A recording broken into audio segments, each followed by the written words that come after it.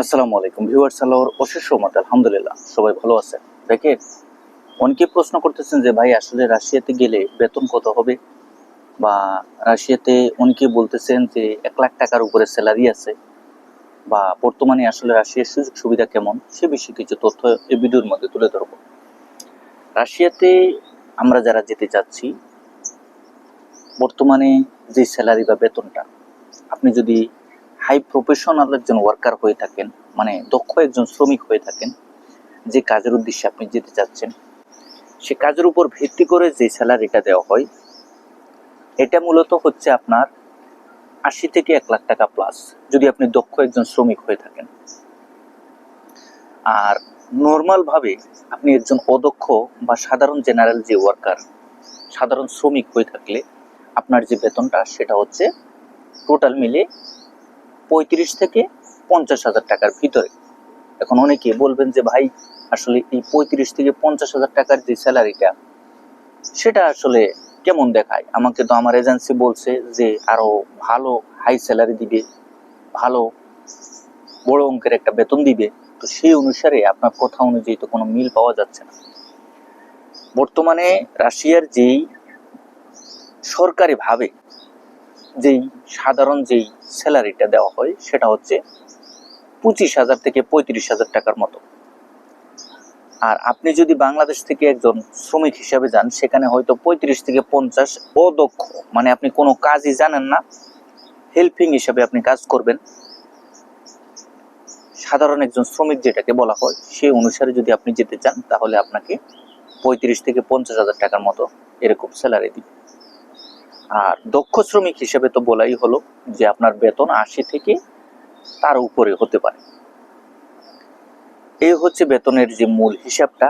এই বেতনের মধ্যে আমাদের বাংলাদেশের এজেন্সিরা বা বিভিন্নভাবে অনেকে প্রশ্ন করতেছেন। তো প্রশ্নের প্রেক্ষাপটে যেটা বলা যায় যে আপনার এই যে বেতনটা নিয়ে কিন্তু অনেকে অনেকভাবে আপনাকে জর্জরিত করবে, আপনাকে ওইভাবে বুঝাবে যে প্রচুর পরিমাণে টাকা ইনকাম করা যাবে। বিভিন্ন ধরনের কলা কৌশল তারা অবলম্বন করে আমাদেরকে এগুলো প্রেজেন্টেশন করে। কিন্তু তাদের এই নাটক বা তাদের এই কথোপকথনগুলা অবশ্যই আপনাকে বুঝতে হবে। এগুলো বোঝার যে কলা কৌশলটা, সেটা আপনাকে জানতে হবে, চিনতে হবে। এই উপায়গুলো সম্পর্কে আপনাকে বুঝতে হবে। কারণ তাদের কথার কলা কৌশলগত ভিত্তিতে আমরা অনেক সময় কিন্তু ফাইল, টাকা পয়সা জমা দিয়ে দিই, কিন্তু সেগুলা করা যাবে না। কথায় আর কাজে আপনি রাশিয়া ভিসার ক্ষেত্রে কোনো মিল পাবেন না। এর মধ্যে বড় যে কারণটা, সেটা হচ্ছে দেখেন, সেখানে কিন্তু প্রচুর পরিমাণে মাইনাস টেম্পারেচার, মানে একবারে তাপমাত্রা এত পরিমাণে নিচে নেমে যায় যেটা বলার বাহিরে। সুতরাং আমরা সহজেই সেখানে গিয়ে যে আমরা কাজ করব, বা আমরা সহজে সেখানে গিয়ে সেই পরিবেশের সাথে তাল মিলিয়ে আমরা বেঁচে থাকবো, সেটাও কিন্তু অনেকের পক্ষে সম্ভব হয় না। সুতরাং যারা এই ভিডিওটা দেখবেন, একটু সচেতনতা অবলম্বন করবেন। আপনাকে কোন কাজে পাঠাচ্ছে, কোন কাজ আপনাকে দিয়ে করাবে, এবং বেতনের দিক থেকে আপনার কোম্পানি, আপনার মালিক পক্ষ এবং বেতন সর্বাধিক বিবেচনা করে সেটা আপনার জন্য প্রযোজ্য কিনা। যদি আপনার মনোপুত হয়, আপনার বিশ্বাসযোগ্য মনে হয়, এবং সাথে সাথে আপনি সর্বোপরি সবকিছু বিবেচনা করে দেখেন যে না, এই কাজটা বা এই দেশটা এবং যে কাজে আমি যাচ্ছি, যে কাজটা আমাকে দেওয়া হবে, যে কাজটা আমাকে দিয়ে করানো হবে, সেটা আসলে আদৌ আমার জন্য প্রযোজ্য বা আমার উপযুক্ত, তাহলে আপনি সে কাজের উদ্দেশ্যে জমা দিয়ে রাশিয়ার উদ্দেশ্যে যেতে পারেন। অনেকে বলবেন যে ভাই আমার এলাকার, আমার আশপাশের অনেক লোক যাচ্ছে, ভালো পরিমাণে স্যালারি পাচ্ছে, বেতন পাচ্ছে। যদি আপনার পরিচিত কোনো ব্যক্তিবর্গ, আপনার আত্মীয় স্বজন বা আপনার বন্ধু বান্ধব, শুভাকাঙ্ক্ষী, আপনার একনিষ্ঠ কোনো ব্যক্তিবর্গ সেখানে থেকে থাকে, তাদের সাথে যোগাযোগ করার পরবর্তী পর্যায়ে তাদের পরিস্থিতি সম্পর্কে জেনে শুনে যদি মনে করেন আপনার ভালো হবে, তাদের মাধ্যমেও বা তাদের সাহায্য সহযোগিতা নিয়েও আপনি সেখানে পৌঁছতে পারবেন। আরেকটা বিষয় হচ্ছে দেখেন, আমরা অনেকেই এই রাশিয়া থেকে কিন্তু ইউরোপে যাওয়ার জন্য উঠে পড়ে লেগে যায়, কিন্তু এই কাজটা করা যাবে না।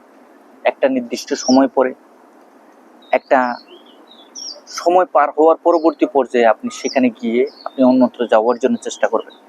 আমরা সেখানে গিয়েই হুটহাট করে যদি রাশিয়ার বর্ডার ক্রস করি, কারণ রাশিয়ার ছোট্ট একটি দেশ না, রাশিয়ার বর্ডার কিন্তু হিউজ পরিমাণ, যেটা রাশিয়া মহাদেশ বলা হয়। এত বড় একটি বর্ডার বিশ্বের আর অন্য কোনো দেশে নেই। সুতরাং এই রাশিয়া দেশটি আপনি চাইলেই যে কোনো জায়গা দিয়ে বর্ডার ক্রস করে অন্যত্র চলে যাবেন, অন্যত্র গিয়ে আপনি ইউরোপে প্রবেশ করবেন। ইউরোপের অনেক দেশের সাথে রাশিয়ার সংস্পর্শ রয়েছে। তো সেই অনুসারে আপনি যদি যেতেও চান, আপনাকে কিন্তু এই বিষয়গুলো অবলম্বন করতে হবে, যে আপনি কোথায় যাচ্ছেন, কিভাবে যাচ্ছেন, কার মাধ্যমে কোথায় যাচ্ছেন, এবং কিভাবে আপনি কোন উপায় অবলম্বন করে আপনি ইউরোপে প্রবেশ করতে পারবেন, কোন সময় পরে, বিস্তারিত বিষয়গুলো আপনাকে খেয়াল রেখে ইউরোপে প্রবেশ করতে হবে। সুতরাং রাশিয়াতে সুযোগ সুবিধা হিসেবে আপনি ইউরোপে প্রবেশ করতে পারবেন একটা সময় পরে। সাথে সাথে আপনার রাশিয়ার যেই, আমরা বাংলাদেশি একজন নাগরিক হিসেবে, এশিয়ার মানুষ হিসেবে, আমরা এই মানে অতি মাত্রা প্রবণ, শীত প্রবণ যেই রাশিয়া দেশটি, সেখানে গিয়ে আপনি কর্মজীবন চালাতে পারবেন কিনা সেই বিষয়টা নিয়েও আপনাকে কিন্তু ভাবতে হবে। সম্পূর্ণ সবকিছু বুঝে শুনে এই রাশিয়া দেশটির জন্য আবেদন করবেন। সবাই ভালো থাকবেন, সুস্থ থাকবেন। আগামীতে নতুন কোনো আপডেট নিয়ে খুব শীঘ্রই আপনাদের সামনে উপস্থিত হবো। আল্লাহ হাফেজ।